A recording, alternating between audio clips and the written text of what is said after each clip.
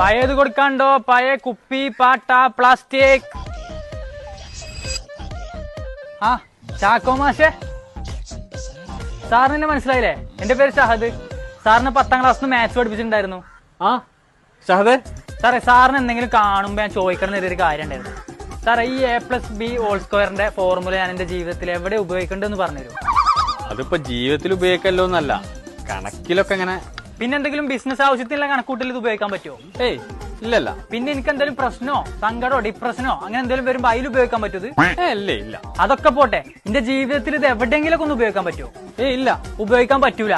അപ്പൊ ആർക്കും ആരുടെ ജീവിത സാഹചര്യത്തിലും ഇതൊന്നും ഉപയോഗിക്കാൻ പറ്റൂല.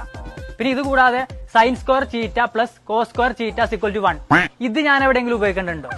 അതിപ്പോ ഉപയോഗിക്കണമെന്ന് ചോദിച്ചാല് ഇല്ല. പിന്നെ എന്ത് തേങ്ങാക്കൊലക്കോടോ താനതൊക്കെ എന്നെ പഠിപ്പിച്ചെന്റെ ജീവിതം തന്നെ അവതാളത്തിലാക്കിയത്?